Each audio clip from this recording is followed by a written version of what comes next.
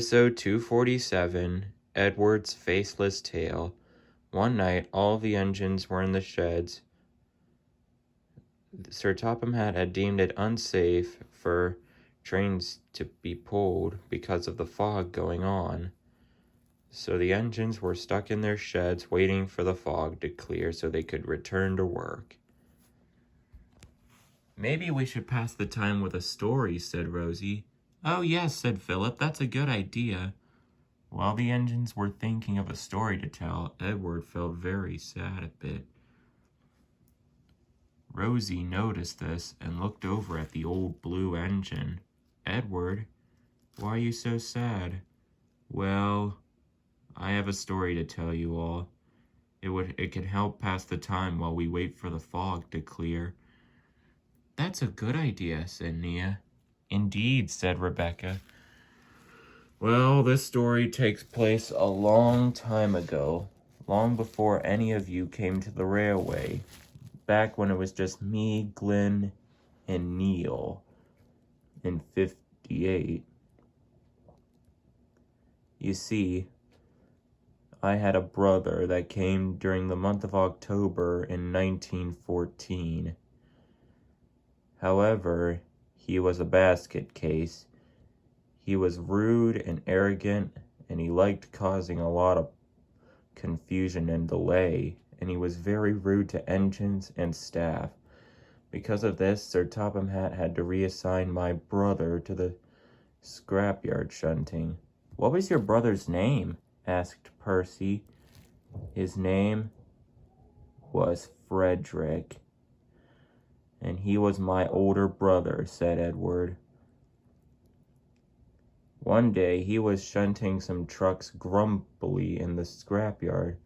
A workman was crossing the track, and little knows what happened next."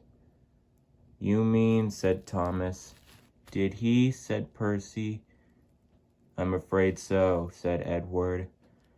"Frederick ran right over that workman with his trucks. It was not a pretty picture.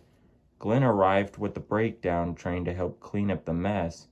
When I arrived, however," said Edward, "like I said, the scene was a terrible one, and it was not a pretty picture.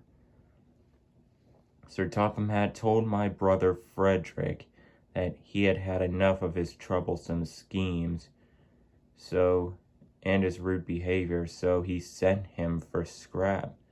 "Gee," said Thomas, "that's a harsh punishment for your older brother, Edward." "Well, it was either that," said Edward, "or the railway safety record would be tarnished." "Oh, I'm sorry for your loss," said Rosie. "It's okay, Rosie," said Edward.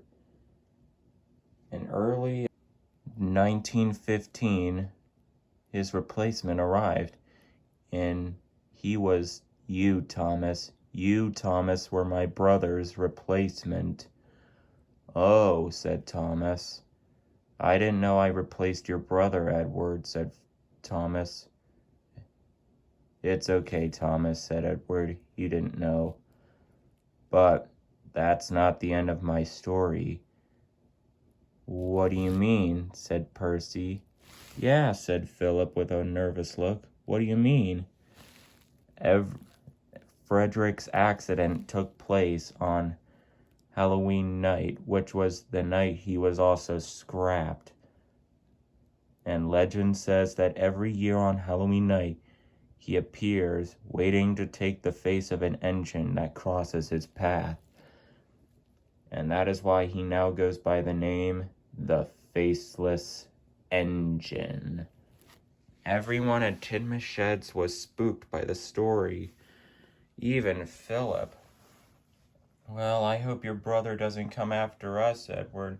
"Oh, don't worry, Philip. I don't think he will."